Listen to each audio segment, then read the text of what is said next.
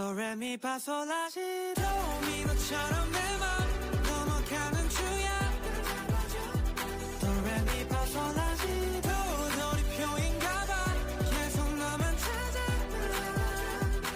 Baby will you play with me la la la la la la la la Will you play with me Will you play with me 제도권 주식 분석입니다. 앞서 영상 보셔서 아시겠지만 여러분들 제가 출장을 다녀왔습니다. 일주일 동안 다녀왔고요. 실제로 선물옵션의 본고장인 시카고에 다녀와서 실제로 높은 사람 만나고 애널리스트들을 만나면서 그들이 보는 미국의 환경이나 앞으로에 대한 전망에 대해서 좀 의견을 교환하고 제가 두 가지로 요약을 해왔거든요. 두 가지로 여러분들한테 그리고 저한테 특별히 도움될 만한 그런 내용들을 빨리 요약해드리고 싶어서 방송을 준비했습니다. 제가 사진 하나만 올려놓고 휙 떠났는데요. 댓글과 좋아요를 많이 남겨주셔서 제가 실제로 회사에 보고서를 작성하기도 전에 먼저 여러분들한테 보고를 드리는 상황입니다. 잠깐 공유를 좀 드리면 이런 환경에서 제가 있었습니다. 강가를 끼고 예쁜 건물들이 이렇게 양쪽으로 나뉘어져 있는 상태고요. 도로가 보시다시피 되게 널찍널찍해요. 차도 많이 없는 그런 상황이고 여기 이제 제가 목소리가 맛이 갔잖아요. 이게 감기랑 좀 시차 적응도 안 되고 이런 상황인데 비바람이 되게 몰아쳤어요. 일주일 동안 3번이나 비가 오고 바람도 엄청 많이 불어가지고 제가 이 몸이 적응을 못했습니다. 그래서 지금 병원도 갔다 오고 이런 상황인데 하여튼 이렇게 깨끗한 도로에서 야간 경관이 더 예뻤어요. 이 물 강가를 끼고 건물들이 엄청 예쁘죠. 조명들도 되게 유럽풍의 그런 약간 은은한 조명들을 뽐내고 있고 이 건물은 여러분들 여기 페더럴 리저브 뱅크 오브 시카고입니다. 이거 무슨 말씀이냐면 시카고 연준 건물이에요. 얘가 이쪽으로 가는 길이었는데 이 연준 같은 건물이 보여서 봤더니 진짜 실제로 연준이었습니다. 시카고 연준은행을 눈앞에서 봤습니다. 잠깐 기다려서 뭐 아는 사람이 있나 했는데 그런 사람은 없었고 되게 색다른 경험이었어요. 자, 흔히 여러분들이 이제 미국의 거래소라고 하면은 이 뉴욕의 증권거래소, 그다음에 나스닥 거래소들을 많이 생각을 하시게 되는데요. 자, 전통적인 대형주들을 바탕으로 중심 거래가 되는 이 NYSE, 그다음에 엔비디아나 애플, 구글 이런 것들이 거래되는 게 나스닥 거래소죠. 뭐 아시다시피 뉴욕 월가를 대표하는 거래소들입니다. 제가 다녀온 데는 시카고 선물옵션의 본고장이라고 불리는 시카고인데요. 자, 미국 시카고에 위치한 증권거래소의 집단이다라고 되어 있습니다. 보통 CBOT, 그다음에 CME, 코맥스 이렇게 되어 있는데 나이맥스 여러분들이 쓰시는 HTS나 MTS에 자, 대부분이 CME 그룹에 있는 이 선물 상품들이 기본적으로 들어가 있어요. 증권사나 선물회사 HTS에 뭐 구분하기도 하고 퉁치기도 한다라고 되어 있는데 자, 이렇게 여러분들이 많이 쓰시는 나스닥 100 선물 지수 제가 없는 동안에 많이 올라 있네요. 나스닥 100 선물 지수 그다음에 S&P 500 을 지수화한 이렇게 거래가 되는 것들이 바로 이 CME 거래소에서 거래가 된다라고 보시면 돼요. 이제 미국 일리노이 시카고 여기를 다녀온 거고요. 우리가 또 자주 접하게 되는 타미당 7을 예로 들면은 이 슈드 ETF 그다음에 S&P 콜옵션을 매도하는 전략으로 타겟 커버드 콜 2호라고 이름도 되게 어려워졌어요. 타미당 7을 보면은 기본적으로 슈드를 매수하고 콜옵션을 매도하는 전략인 거죠. 그래서 이 콜옵션을 얼마나 매도하느냐에 따라서 타미당 3, 타미당 7 그리고 기본 타미당으로 이렇게 분류가 됐었는데 자, 여기는 뉴욕 증권거래소에서 거래가 되고 얘는 S&P 콜옵션 매도 같은 경우에는 자, CME 거래소에서 거래가 된다. 상대적으로 규모가 어떤 것이 크냐라기보다는 확실하게 좀 특징이 있는 그런 파생 상품에 대한 거래소를 다녀왔다라고 보시면 돼요. 자, 여기서 트렌드를 이제 제가 말씀드릴게요. 투자 환경의 변화인데 이거는 생존을 제가 모티브로 그림을 가져온 거예요. 어떤 내용이냐면은 전통적인 산업과 얘네들이 이제 CFO와 그다음에 여기 부사장급의 사람들을 만나서 제가 궁금한 것들 이것저것 물어본 거거든요. 자, 보시면 전통적인 산업과 AI와의 균형 협업이다라고 제가 적어놨습니다. 요약을 해놓은 건데 자. 이분들도 이 사람들도 마찬가지로 AI를 빼놓고는 또 대화가 안 되는 거죠. 모든 산업에 AI가 들어가서 AI를 바탕으로 거래가 활성화될 것이다 라는 그런 부분들을 기본적으로 여러분들과 공감하시는 내용인 것 같고요. 산업적인 트렌드를 보면 옵션 거래가 매년 30%씩 성장한다라는 겁니다. 어떤 내용이냐면 2030 트렌드가 옵션 거래를 많이 한다. 또 우리나라에서도 접목시킬 수가 있었는데 시니어 계층 주식을 바탕으로 배당 그리고 예금 뭐 안정적인 자산들을 운용하는 이 시니어 계층들은 그동안 쌓은 부를 바탕으로 부가 부를 낳는 파이낸셜 인컴이 계속 들어오는 그런 형태이다라고 한다면 2030들은 이 계층 간의 사다리가 끊어져 있는 그런 모습을 보여주고 있단 말이죠. 그래서 한 방을 노리지 않으면 집을 살 수 없고 차를 살 수 없고 결혼을 할 수 없는 그런 상황이 오다 보니까 2030 트렌드는 옵션 거래가 계속해서 늘어난다라는 겁니다. 제가 하나를 예로 들어볼게요. 자, 오늘 이건 또 제가 처음 보는 기사긴 한데 8월 7일 날 나온 겁니다. 자, 아시다시피 8월 5일 날은 폭락을 했었고요. 그다음 6일, 7일은 반등했습니다. 여기 2일은 평균적인 시장, 그다음 5일은 폭락, 6일, 7일은 반등했던 폭락과 반등했던 요 흐름을 나타내는 건데, 자, 옵션 거래는 어떻게 여러분들의 계층 간의 사다리를 끊거나 대박을 구름 같은 사다리를 만들어 주느냐의 차이인데 어떻게 이해하시면 되냐면, 자, 보통 한 계약당 25만 원 정도의 승수가 붙습니다. 레버리지가 25만 원이라고 보시면 되는 건데 가격이 0.1이다라고 하는 것은 곱하기 25만 원 하면 2만 5천 원밖에 안 되는 거예요. 그냥 거의 쓰레기라고 보면 됩니다. 그냥 아무 효과 없는 옵션, 그냥 로또를 사놓는 거나 다름없는 건데, 자, 보세요. 기적같이 5일날 우리나라 코스피로 11%가 빠지게 됩니다. 그러니까 10.2까지 올랐어요. 곱하기 25를 하게 되면은 250만 원까지 늘어납니다. 말 그대로 로또가 되는 거죠. 자, 근데 우리나라 시장 그 상황이 어땠습니까? 너무 무서웠기 때문에 폭락을 할 것이다라고 생각한 개미들이 이 뒤늦게 풋옵션을 매수를 하게 됩니다. 그 다음 날 반등을 했거든요. 4.24까지 떨어지게 됩니다. 곱하기 25만 원을 해보면은요, 한 계약당 100만 원까지 떨어졌어요. 만약에 꼭지에서 잡게 되면은 60% 벌써 손실인 거죠. 자, 한 번 더 기다려보자. 또 폭락하겠지 기다렸을 경우에 0.2까지 떨어졌습니다. 도로함이 타불이 돼버렸죠. 0.1에서 0.2까지 갔습니다. 5만 원 돼버렸죠. 자, 250만 원에 샀던 풋옵션 개미들은 5만 원이 됐을 거고요. 만약에 2만 5천 원에 샀던 풋옵션을 가지고 있었으면 250만 원이 되는 겁니다.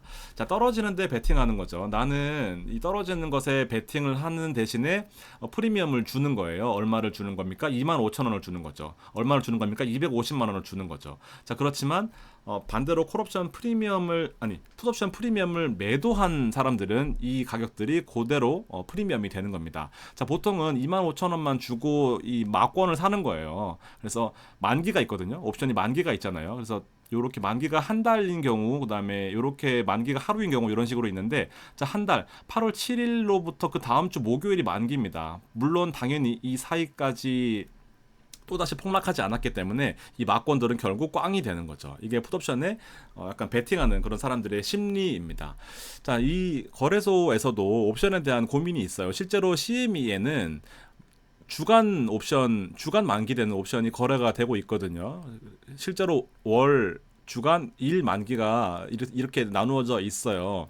자, 근데 보면은 하루하루 베팅하는 것이 여러분들 보시기에도 엄청난 위험하다라는 걸 알 수 있겠죠. 주간도 위험하고요. 월간도 위험해요. 자, 근데 이제 만기가 짧아지는 것에 대한 고민이 있다라는 거죠. 자, 2030은 아까 보셨다시피 이렇게 베팅을 할 수밖에 없는 그런 환경에 놓여져 있는데, 만기가 짧아지는 옵션은 거래가 많이 되고 수수료가 많이 나온단 말이죠. 근데 시장에서 살아남지를 못해요. 매번 저렇게 맞춰야 되는 거잖아요. 폭락할 건지 폭등할 건지를 맞춰야 되는 건데, 자, 이 부분들에 대해서 생존이 문제가 된다라는 겁니다. 거래소나 투자 환경 에 보면은 사람들은 더 자극적이고 더 위험한 걸 찾는데 실제로 많이 죽어버리기 때문에 이게 좀 문제가 된다라는 것들을 좀 같이 의견을 나눴던 그런 부분이었습니다. 우리나라 마찬가지죠. 타미당 같은 경우에도 보시면은 15%짜리 그 배당을 주는 상품들 같은 경우에는 만기가 일주일이나 한 달이 아니라 타미당 7은 한 달이거든요. 만기가 옵션 만기가. 근데 15% 프리미엄 주는 빅테크 들어간 것들은 만기가 하루잖아요. 그러니까 이런 상품들을 투자를 하고 계시다라고 생각하시면 됩니다. 대박이 나게 되면 대박이 날 수 있지만 쪽박 차는 거 사실 뭐 한두 번만 차도 쪽박 찰 수 있겠죠. 이런 것들에 대한 리스크가 항상 있었다라는 겁니다. 실제로 한번 제가 예를 가져와 봤거든요. 347짜리가 현재 지금 지수입니다. 근데 지금 보시면 풋옵션 345짜리 라는 것은 오늘 시장이 2% 가까이 밀렸잖아요. 그래서 시장이 빠질 때 베팅하는 것이 풋옵션의 가격이 프리미엄이 1.5 이렇게 하다가 급등을 했습니다. 대박 나는 거죠. 여기 보시면은 얼마입니까? 여기 2.93이라고 치고 뭐 5.56이라고 치면은 약 한 3 정도인데, 여기다 25만 원 곱하면은 75만 원 한 계약당 이득이 나는 거예요. 그러니까 선물 옵션이 이만큼 위험한 거고, 만약에 반대로 내가 잡았다라고 하면은 14짜리가 7이 됐잖아요. 그러면 7 빠졌잖아요. 25만 원 곱하면은 한 계약당 한 150만 원 손실을 본 겁니다. 엄청 위험하고 엄청 자극적인 상품인 거죠. 예를 들면 이렇게 이렇게 움직이고 있으니까 자, 파생 상품은 이렇게 위험성을 내포하고 있다라는 겁니다. 만기는 12일까지거든요. 두 번째 목요일까지니까 요때까지 이 가격이 회복되지 않으면 얘는 꽝이 되는 거예요. 꽝 그냥 꽝. 뭐 지금이라고 치면은 7 곱하기 25만 원에서 150만 원이라도 찾을 수 있는데 만약에 10일까지 만기가 돼버리면 이게 꽝인 거죠. 그래서 마지막 날의 변동성이 클 수밖에 없는 이유가 이게 꽝이냐 들어오냐 이런 거에 따라서 정말 털끝 하나가 넘어가느냐 털끝이 안 닿느냐에 따라서 몇 천만 원, 몇 억, 몇십억, 몇백억이 움직일 수 있는 게 바로 선물 옵션 시장이다라고 보시면 돼요. 근데 이걸 네이키드로 거래하는 그러니까 온리 베팅으로 거래하는 사람들은 전문가들 중에는 아예 한 명도 없고요. 그냥 개인들만 재미로 이렇게 사보는 수준인데 그 재미가 결국에는 독이 돼서 아주 극단적인 선택까지 할 수밖에 없는 그런 상황에 몰리는 것이 바로 이 옵션 시장이다라는 겁니다. 주식처럼 버틸 수가 없어요. 그냥 만기 되면은 종이 조각이 돌아오는 겁니다. 물론 대박이 날 수도 있겠지만 가능성은 거의 1%도 안 된다라는 거죠. 자, 그래서 제가 물어봤습니다. 그러면은 니네들은 어떤 투자를 하는데? 라고 물어봤습니다. 그랬더니 거래소에서 되게 놀라운 답변이 왔어요. 저도 이런 내용은 몰랐거든요. 자, 본인 정작 거래소에 다니는 사람들은요 선물 투자를 금지했습니다. 선물 옵션 투자를 금지했어요. 무슨 말이냐면은 제도적으로 거래소에 다니는 사람들은 이 고객들의 잔고를 다 볼 수 있잖아요. 그러다 보니까 이 잔고를 바탕으로 베팅하거나 이 투자에 악용할 수 있다라고 해서 파생 상품들을 완전히 전면적으로 금지했습니다. 법을 어기게 되면은 이제 규제를 받는 거죠. 실제로 더 웃긴 거는요 개별 주식도 금지하고 있습니다. 되게 웃겼어요. 그러니까 선물도 안 되고 개별 주식도 안 됩니다. 되게 충격적인 사실이었어요. 그래서 얘네들은 이 사실들을 얼마나 위험한지를 알고 있기 때문에 제도적으로 아예 막아놓은 겁니다. 자, 가능한 것은 only ETF라는 거죠. ETF만 only 가능하대요. 그래서 스파이만 한답니다. 실제로 이 CFO도 스파이만 한대요.